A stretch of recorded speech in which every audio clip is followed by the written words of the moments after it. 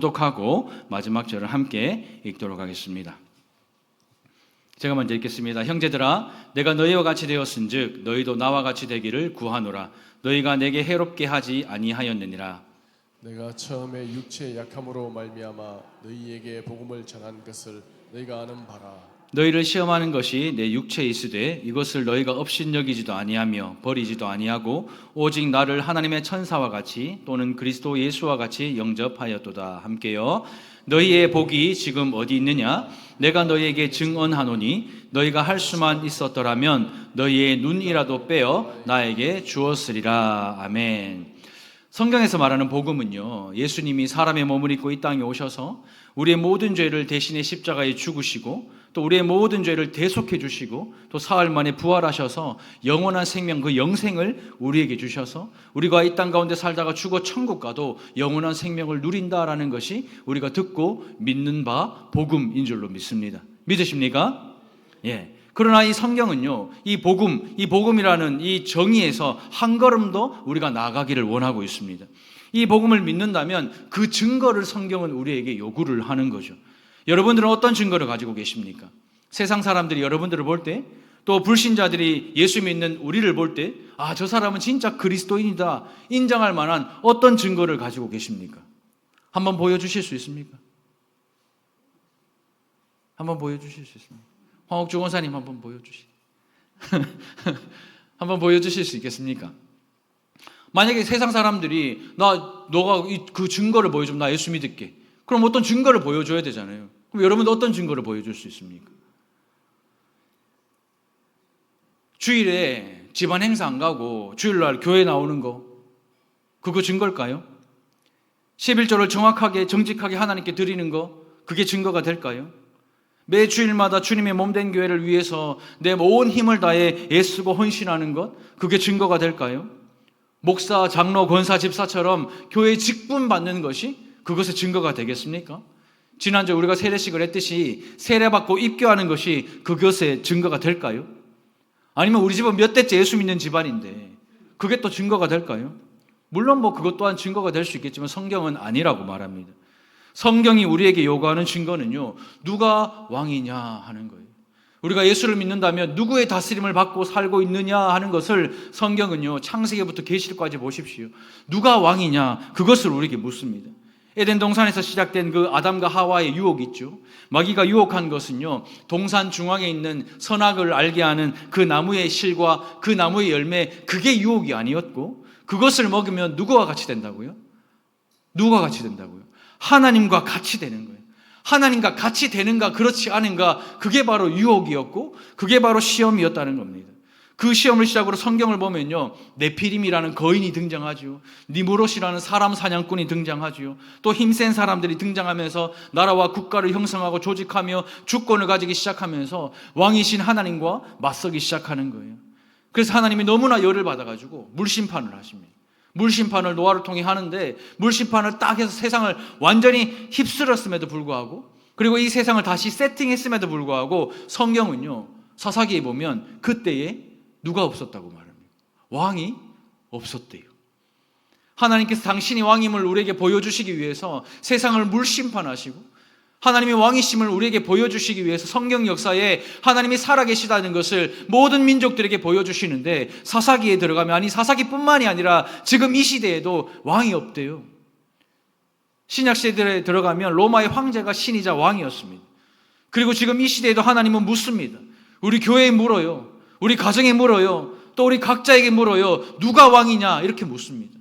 네가 진짜 예수를 믿고 그리스도인이 되었으면 너에게 누가 왕이냐? 누가 너를 다스리느냐? 누가 이 교회를 다스리고 누가 우리 가정을 다스리고 누가 우리 삶을 다스리냐? 하나님은 성경을 통해 우리에게 그걸 묻는 거예요. 우리가 바른 복음을 듣고 믿으면요, 우리의 삶에 많은 변화가 나타나는 것은 당연한 것입니다. 하나님께서 우리의 삶을 다스리니 하나님의 다스림을 받는 사람들이 그렇게 말할 수는 없죠. 하나님의 다스림을 받는 사람들이 그렇게 행동할 수가 없죠. 하나님의 다스림을 받는 사람들이 세상의 유혹과 물질과 담배와 그 마약과 중독에 빠져 있을 수가 없는 거예요. 그래서 우리가 바른 복음을 듣고 믿으면 우리의 삶에 변화가 나타날 수밖에 없다는 것입니다. 그래서 우리가 지난주에 함께 말씀을 나눴잖아요. 그때와 그러나 이제는 완전히 다른 삶을 사는 것이 그리스도인입니다. 그렇다면 여러분들에게 그 그리스도인이라는 증거가 있냔 말이죠. 전지전능하신 하나님이 나를 통치하시기 때문에 반드시 우리의 삶에는요, 그 변화가 나타납니다. 단순히 우리가 예수 믿는다, 그냥 단순히 예수 믿는 것이 아니라 하나님이 나의 왕이시기 때문에, 내가 그 사실을 믿기 때문에, 하나님이 내 삶을 통치하시기 때문에 우리의 삶에는요, 우리의 교회는요, 우리의 가정에는요, 변화가 일어나야 한다라는 것입니다. 예배의 자리에서 하나님께 기쁨으로 예배드리고, 하루의 첫 시작을 하나님께 드리고, 말씀을 묵상하며 하나님의 음성을 듣고, 골방에서 하나님께 기도하며 가정에서 가족을 대하고, 일터에서 동료들을 대하는 그 태도에서 하나님이 왕이신가 그렇지 않은가가 드러난다는 말이죠. 나의 왕, 나를 통치하시는 하나님이 나의 삶을 통하여 드러나 보이는 것입니다. 그렇다면 여러분들의 삶에 이 바른 복음이 나타나고 있습니까? 우리 아빠 보니까 진짜 하나님이 살아계시는 거 맞네. 우리 엄마 보니까 진짜 하나님이 살아계시는 거 맞네. 우리 사장님 보니까, 우리 과장님 보니까, 우리 부장님 보니까, 우리 이 사원 보니까 진짜 하나님이 진짜 살아계시네. 이런 고백 듣고 사십니까? 이번 한 주간 그런 고백 한번 들어보셨습니까? 만약 그렇지 못하면 우리는 바른 복음을 모르는 거예요. 그냥 나만 예수 잘 믿고 천국 가는 거, 그게 성경에서 말하는 복음 아닙니다. 왜 교회를 세우시고, 왜 목사를 세우시고, 왜 직분을 주시고, 왜 이웃을 사랑하라 말씀하셨습니까? 우리만 잘 믿고 우리만 천국 가라고 하는 거 아닙니다. 주일날 놀러 가는 사람들한테 지옥 가는 버스라고 비난하고 정죄하라고 하나님 우리 예수 믿게 하신 거 아니라는 말이에요. 하나님께서 우리를 예수 믿게 하신 것은 여전히 예수를 모르고 이 세상에 빠져 그 죄와 사망 가운데 붙잡혀 있는 사람들, 율법 아래 종로로 타는 사람들, 그들을 자유케 하기 위해서 이 교회를 세우신 줄 믿습니다. 그들을 위해 우리를 하나님의 자녀로 부르신 줄로 믿습니다. 그래서 우리의 삶에서요, 이런 바른 복음이 나타나야 한다는 것입니다. 만약 그렇지 못하면 우리는 바른 복음을 모르는 거예요. 우리가 예수를 믿는데 잘 못 믿는 게 아니고 잘못 믿고 있는 거예요. 지금 잘 못 믿는 게 아니고 잘못 믿고 있어요. 잘 들으세요. 잘 못 믿는 게 아니고 잘못 믿고 있어요. 지금 우리는 죄인이에요. 이런 삶을 살고 싶어도 매 순간 유혹에 넘어지고 말씀과 삶의 균형을 늘 상실합니다. 이미 죄로 인해 균형이 깨어진 것이 우리의 본성이에요. 하지만 예수 그리스도를 믿고 우리의 모든 죄가 사함을 받았을 때 그 깨진 균형이 바로잡아진다는 말이죠. 내 안에 가장 중요한 그 자리에 왕이신 하나님을 모시게 되면 우리의 삶의 중요한 원리에 변화가 생기기 시작한다는 말입니다. 우리의 가치관과 우리의 마음가짐과 우리의 생각에 큰 변화가 일어나기 시작한다는 말이죠. 그러니까 담배 끊으라 말할 필요 없는 거예요. 끊지 못했던 담배를 끊게 되는 거예요. 술 마시지 마라 말 안 해도 되는 거예요. 중독되었던 알코올에서 그냥 해방되는 거예요. 도박에서 벗어나고 세상을 내려놓고 하나님 앞에 납작 엎드리는 예배자가 될 수밖에 없는 것입니다. 이것을 가장 잘 보여주는 영역이 어딜까요? 그 삶의 영역이 어딜까요? 오늘 말씀은 거기에서부터 시작이 되었어요. 바로요, 이것입니다. 같이 한번 읽어보겠습니다. 시작. 사람을 대하는 자세와 방식입니다. 우리가 예수 믿는다는 증거가 어디에서 나오냐면 우리가 그 사람을 대할 때 나의 자세와 방식에서부터 그 증거가 나오는 거예요. 하나님의 다스림을 받는, 하나님이 왕이시고 그 왕이신 하나님의 다스림을 받는 성도는 사람을 어떻게 대해야 하는지를 오늘 본문은요, 우리에게 보여주고 있습니다. 먼저 첫 번째입니다. 같이 한번 읽어보겠습니다. 시작. 너희와 같이 되십시오. 예수 믿는 내가 이 세상을 살아가며 많은 불신자들과 신자들과 이 세상 사람들과 더불어 살아갈 때에 우리가 그들을 위해 할 수 있는 첫 번째는요, 너희와 같이 되는 것입니다. 12절입니다. 형제들아, 내가 너희와 같이 되었은즉 너희도 나와 같이 되기를 구하노라. 너희가 내게 해롭게 하지 아니하였느니라. 내가 다른 사람과 같이 되는 건요, 정말 중요합니다. 우리가 사는 사회는 자기중심적입니다. 우리 또한 우리의 본성이 오염되어 있어서 자기중심적이에요. 남이 나에게 맞춰주기를 원하지 내가 그 사람에게 맞춰주는 거 원하지 않아요. 그런 사람들이 이 교회에 모이니 이 교회가요, 산으로 가는 거예요. 지금 이 시대 교회들이 왜 산으로 갑니까? 사공이 많은 거예요. 다 자기 뜻대로 해야 되는 거예요. 제가 이 밭에 농사 짓는데 제가 진짜 충격받는 게 한 가지 있어요. 저는 저 나름대로 농사 방식이 있습니다. 도시 남자지만 인터넷으로 이제 배워가지고 하는데, 오시는 분들마다 경상도 농사 방식 다르고 전라도 농사 방식 다르고 경기도 농사 방식이 달라요. 그러니까 누구는 술을 띠락하고 누구는 부시락하고 뗐다 부시다가 제가 한번 새벽기도 끝나고 가보니까 다 떨어져 있고 난 새가 쪼문 줄 알고 새하고 전쟁을 선포했는데 알고 보니 사람이 그래. 그래가지고 나는 이제 까마귀, 까치, 이제 까자 들어가는 거하고 나는 이제 전쟁이다. 얘네 보니까 사람이 있는 거예요. 그리고 내가 왜 그랬냐 물어보니까 그래 해야 더 열매가 많이 자라고 그래 해야 더. 근데도 어떤 분은 와 이거 다 잘랐노. 누구 장단에 맞춰야 돼. 저 밭 제 겁니다. 네 알아서 할게요. 제발. 그래서 힘들어요. 근데 그 작은 밭 하나도 그런데 우리의 삶은 어떻겠습니까? 다 자기중심적이에요. 제가 교회를 해봐도 그래요. 이 교회가 제 거 아니잖아요. 달산교회 제 거 아닙니다. 대표자 이름만 내 이름 돼 있지. 이 재산 내 거 하나도 없어요. 저는 보험료를 12,000원 냅니다. 돈이 없으니까. 자산이 없으니까 보험료를 12,000원 내거든요. 여러분들 막 수십만씩 내잖아요. 저 12,000원 내요. 내 게 아니거든요. 근데 교회 문제 생기면 누구를 원망해요? 누구한테 불평해요?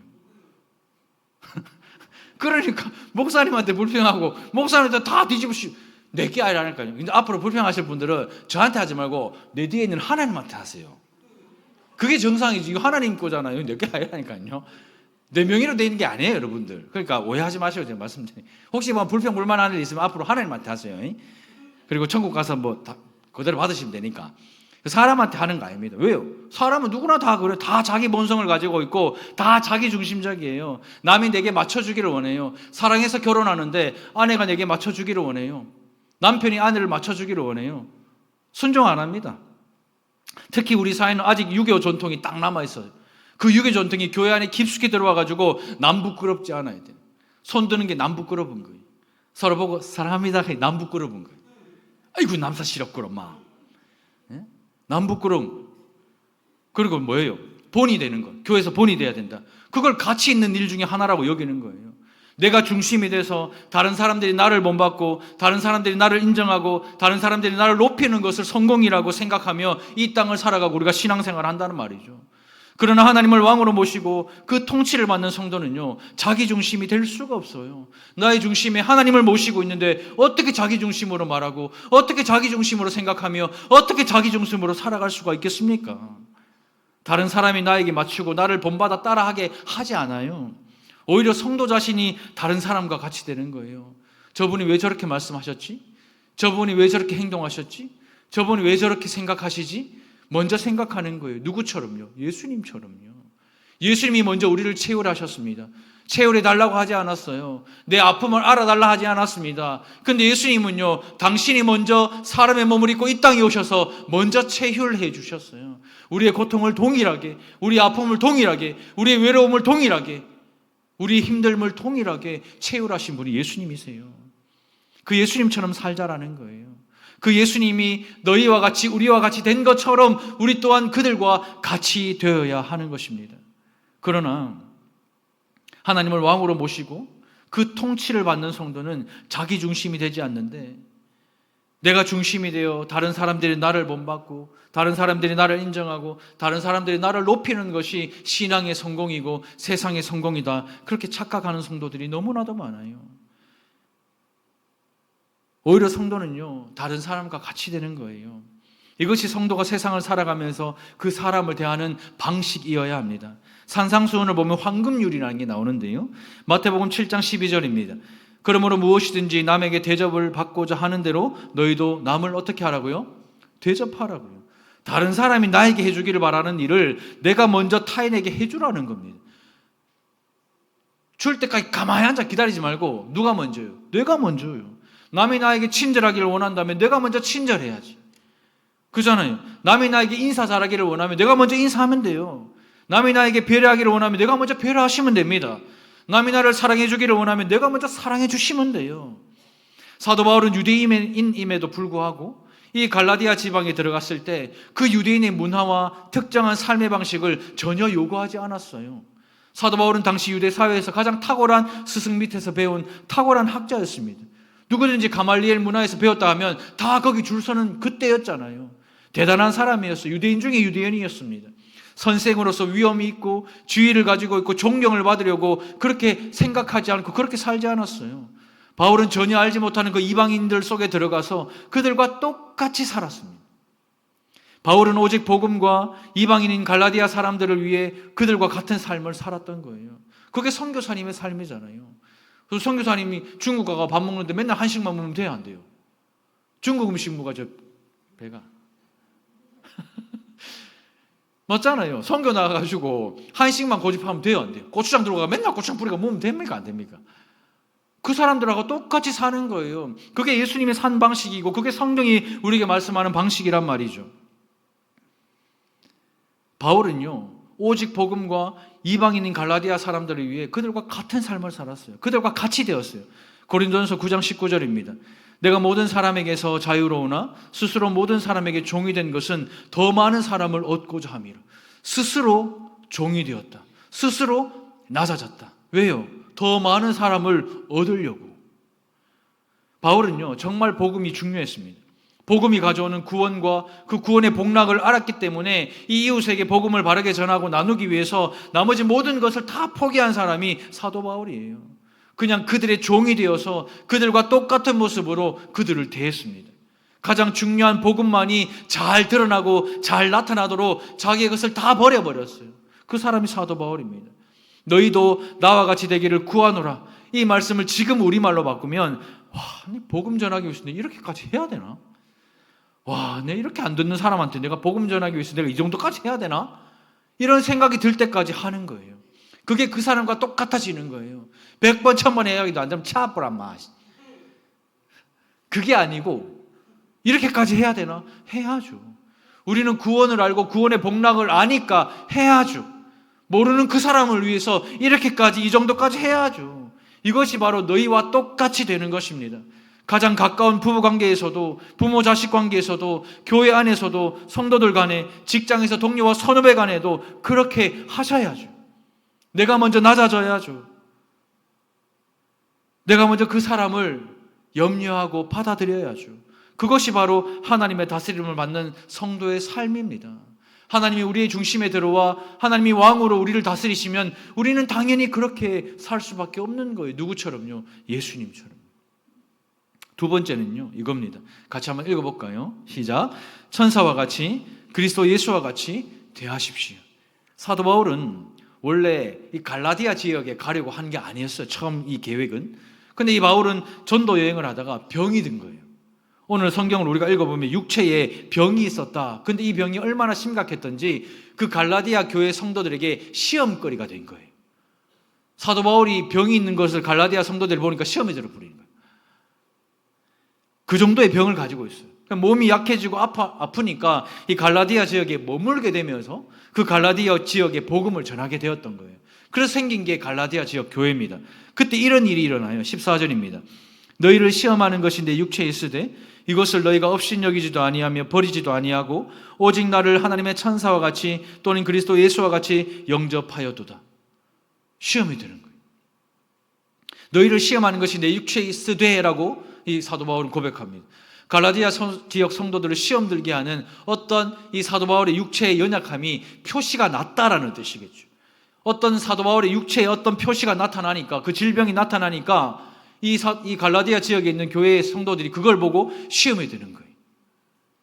학자들은 갈라디아 지역 북쪽에 늪지대가 많아가지고 막 말라리아에 걸렸다고 하기도 하고 또 15절에 보면 이 성도들이 내가 눈이라도 빼준다는 이 말씀 때문에 눈병, 그 결막염이 그 당시에 심각하게 들었다라고 말하기도 하고 또 어떤 사람은 간질이 있었다라고 말해요. 그래서 이 포도주를 섭취를 했다라고 말하는 사람이 있어요. 간질이 뭐 뇌전증 요즘으로 말하면 뇌에 흐르는 전류에 문제가 생겨가지고 이 설교하다가 아니면 그 당시에 갈라디아 지역에 이렇게 저처럼 말씀 전하다가 넘어지면서 거품 물고 막 떠는 거예요.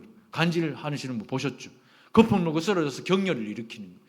그 갈라디아 지역 성도들이 그 모습을 보니까 시험에 드는 거예요. 목사님 왜 저러노? 기도하자. 그게 아니고 시험에 드는 거예요. 그래서 이 사도 바울이 시험에 들게 하는 그 육체의 연약함이 나에게 있다라고 이렇게 말하는 것입니다. 시험에 들기 딱 좋잖아요. 제가 이 자리에서 막 설교하고 하지만 맨날 제가 아파요. 비실비실거리고 막 여기 올라올 때도 휠체어 타고 막 와가 아이고 막 죽겠다, 이번 주도 죽다 살았다 하고 이러면 시험 안 들 사람 누가 있습니까? 아니 목사님 기도 안 하나? 목사님 말씀 안 보나? 운동은 안 해요. 숨쉬기 위해는 잘 안 해요. 그러니까 몸이 막 아플 수밖에 없지. 매주일마다 이렇게 이 단상에서 설교할 수 있는 게 은혜인 거예요. 축복인 거예요. 근데 제가 맨날 아파서 놀고 가요. 하고 여기 막 링겔 달아가 오늘 창세기 막 이러면 시험에 안 들 사람 누가 있습니까? 다 시험에 들겠지 당연히. 나도 시험에 들겠는데. 근데 그런 시험에 드는 것이 지금 사도 바울에게 있다라는 거예요. 어느 하나 쉬운 병이 아니면 뭐 결막염이든 뇌전증이든 뭐 말라리아든 어느 하나 쉬운 게 아니고 딱 시험 들기 좋은 거예요. 그러면 성도들이 하겠죠. 자기나 잘 믿지. 자기나 예수 잘 믿지. 자기나 예수 잘 믿다가 병 고침 받지. 문 닫고 남의 병 고치주노. 지 병도 못 고치는데. 그런 얘기 안 하겠습니까? 정확하게 어떤 병인지는 우리가 알 수 없지만 분명한 것은 눈에 보이는 어떤 육체의 질병을 가지고 있었고 확실하게 그 병이 드러났을 때 업신여김을 받을 수도 있고 버림받을 수도 있는 질병이었다는 거예요. 목회자가, 선교사가 예수 믿으면 구원받고 예수 믿으면 치유받고 예수 믿으면 회복된다 막 그렇게 했는데 이 육체의 연약함을 가지고 있었을 때에 많은 사람들이 불신자된 세상이 그걸 보면 시험에 들기 좋고 그것을 보면 이 바울을 환영하지 않을 수도 있고 업신여길 수도 있고 버림받을 수도 있는데 갈라디아 성도들은 그렇게 하지 않았다라고 말합니다. 그리고 그것이 갈라디아 지역 교회의 복이다라고 말합니다. 그렇다면 우리 교회 성도들이 복받을 수 있는 비결은 하나예요. 어떤 겁니까? 어떤 걸까요? 그런 연약함을 가지고 있는 분들, 그런 아프고 힘든 분들을 천사와 같이 예수와 같이 환영할 때 우리 교회가 복받는 거예요. 제가 1부 때 서구가 대구에서 재정순위 꼴찌락 했는데 구의원이신 우리 백장로님께서 당당하게 남구가 꼴등이라고. 제가 남구 출신이라 인정하고 싶지 않았지만 그래요. 서구가 밑에서 2등입니다. 그런데 이 비산 2, 3동이 60대 이상 노인 인구가 40%예요. 제일 많고 제일 많이 사신다. 그럼 당연히 우리 교회에 어떤 분들이 많아야 되죠? 60대 이상 분들이 많아야 돼요? 적어야 돼요? 성민아, 많아야 돼. 다시 한번 말해보자. 많아야 돼요? 적어야 돼요? 예, 많아야 됩니다. 많아야 정상이죠. 당연히 40%가 이 지역에 넘는 노인들인데 40대만 여기 100% 있다 그러면 이상한 교회 그거는. 신천지일 수도 있어요. 근데 40%가 넘으면 당연히 우리 교회는 노인분들이 많아야 되는 거예요. 노인분들은 어때요? 외롭잖아요. 소외계층이잖아요. 사회에서 지금 뭐 인정도 잘 못 받으시고 또 대접도 잘 못 받는 분들이잖아요. 그럼 그런 분들이 우리 달산교회에 와요. 그럼 우리가 어떻게 대해야 되죠? 천사와 같이 예수와 같이 그렇게 대하는 것이 복 받는 거예요. 뭘 많이 드신다. 또 가져가신다. 석잔, 넉잔 무신다. 100잔을 드셔보세요. 설사하고 다음 주에 안 모여. 천사와 같이 예수와 같이 환영하고 대해야 복이라고 성경은 말하고 있어요. 이건 제 말이 아닙니다. 천사와 같이 예수와 같이 신성하게 여겼다 그 뜻이 아니고 바울을 업심여기고 버릴 만한 조건을 가지고 있음에도 불구하고 이 갈라디아 지역 성도들은 바울이 전한 그 바른 복음을 듣고 천사를 만난 것처럼 예수 그리스도를 만난 것처럼 바울이 가진 그 육체의 한계와 연약함을 조금도 문제 삼지 않았다라는 거예요. 냄새 나는 것도 조금도 문제 삼지 않았고 돈 없어서 옷도 못 입고 오시는 거 그것도 하나도 문제 삼지 않았고 식사하러 오시는 거 그것도 한번 문제 삼지 않았고 두 그릇 세 그릇 먹는 거 그것도 문제 삼지 않았다라는 말이에요. 누가요? 갈라디아 지역 성도들이요. 그걸 보고 사도 바울이 복이라고 그러는 거예요. 우리 교회가 넘치는 돈이 있고 사람들이 넘쳐나고 교회에 막 조명이 좋고 뒤에 막 밝고 막 그게 좋은 교회, 복 받는 교회가 아니라 우리에게 보내주신 그 성도들, 약하고 흠이 있고 한계가 있는 그들을 천사와 같이 예수와 같이 전할 때에 하나님께서 우리에게 복 주시는 거예요.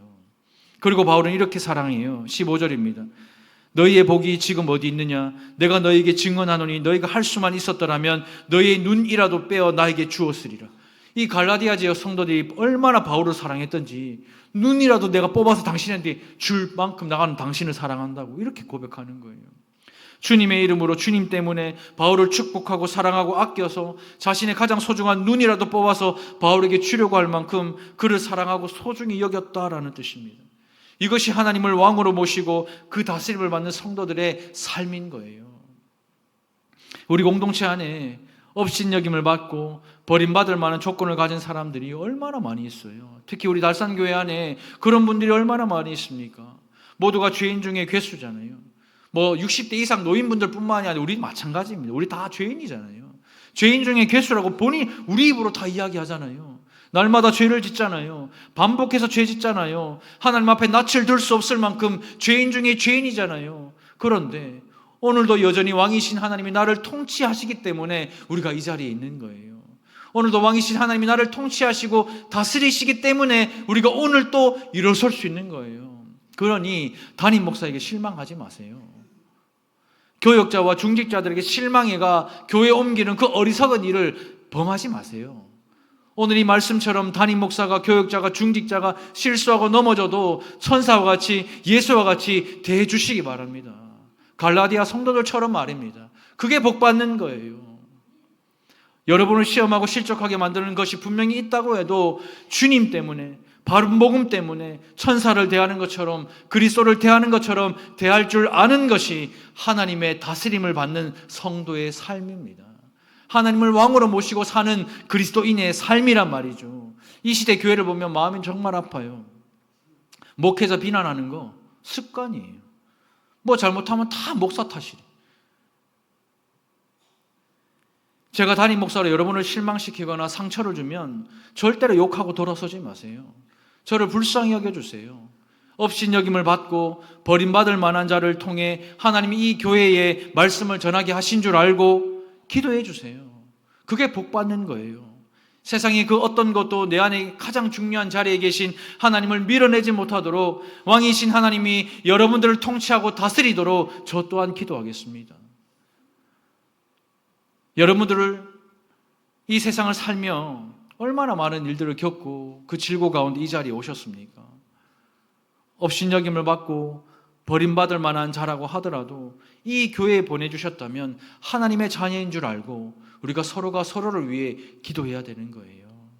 세상의 그 어떤 것도 여러분들 안에 가장 중요한 자리에 계신 그 하나님을 밀어내지 못하도록, 그 왕이신 하나님이 우리를 다스리고 통치하시도록, 그래야 우리가 어떤 사람을 만나든지 예수처럼 천사와 같이 예수님과 같이 그렇게 대하며 예수 그리스도를 믿는 증인의 삶, 하나님이 나를 다스리는 증거의 삶을 살아가는 저와 여러분들 되시기를 주님의 이름으로 축원합니다.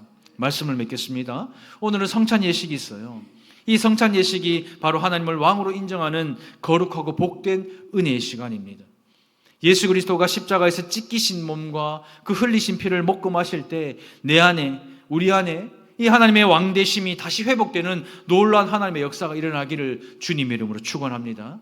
우리 시간 말씀을 생각하면서 함께 기도하며 성찬을 준비하겠습니다. 우리 한번 이렇게 기도할까요? 주님, 왕이신 하나님의 통치를 받아 다른 사람을 나보다 낮게 여기고 다른 사람처럼 되어서 그 사람을 품을 수 있는 예수의 마음을 주시고 또 어떤 조건이든 천사와 같이 예수와 같이 환영하며 환대하며 살아가는, 그렇게 그들을 섬기는 우리 달산교회 공동체가 되게 해달라고, 우리 가정 되게 해달라고, 그런 나의 삶이 되게 해달라고 우리 시간 주여 은혜를 주시옵소서. 우리 한번 부르시고 통성으로 기도하면서 성찬을 준비합니다. 주여 은혜를 주시옵소서. 아버지 하나님, 이 시간 주의 말씀을 붙잡고 기도하며 나아갑니다. 하나님의 통치를 받는 우리 성도들 될 수 있도록, 하나님의 통치를 받는 우리 교회 될 수 있도록 역사하여 주십시오. 다른 사람을 나보다 낮게 여기고 다른 사람을 품어주며 함께 품을 수 있는 마음을 주시고 어떤 조건이든 천사와 같이 예수와 같이 전하며 환영하며 섬기는 공동체가 되게 하여 주시옵소서.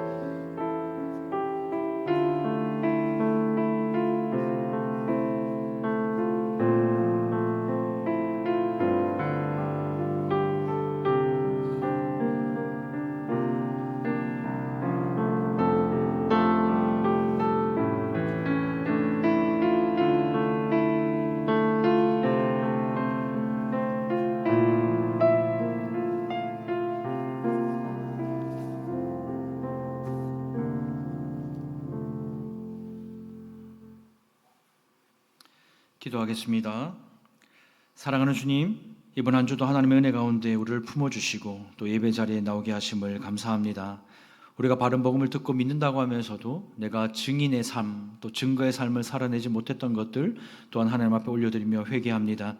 내가 예수 그리스도를 믿는다면 그 믿는 증거가 내 삶에서 나타나야 하는데 하나님, 우리의 삶에 그 증거가 나타날 수 있는 이번 한 주가 되기를 소망합니다.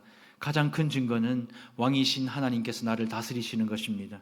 나의 가장 소중한 그 자리에서 떠나지 마시고 임재하셔서 우리를 다스려 주시고 우리 가정을 다스려 주시고 우리 교회를 다스려 주셔서 그와 같이 다른 사람과 같이 되고자 하셨던 예수님의 마음처럼 체휼하는 마음을 우리에게 허락하시고, 또 어떠한 조건과 어떠한 약함과 한계를 가지고 있든지 우리가 그들을 대할 때에 천사와 같이 예수와 같이 대할 줄 아는 우리가 되게 하여 주시옵소서. 왕이신 하나님의 통치를 받아 한 주를 살아갈 때에 하나님, 아름답고 복된 인생 될 수 있도록 역사하시고 하나님이 그 왕이신 하나님의 다스림을 받고 살아가는 우리 모든 성도들 되게 하여 주시옵소서. 이 시간 주의 성찬을 대합니다. 그리스도의 찢기신 몸과 흘리신 피를 먹고 마실 때에 그리스도 예수와 연합하여 왕이신 하나님의 통치를 받고 살아가는 한 주가 되게 하여 주시옵소서. 모든 말씀 살아계신 예수님의 이름으로 기도드립니다. 아멘.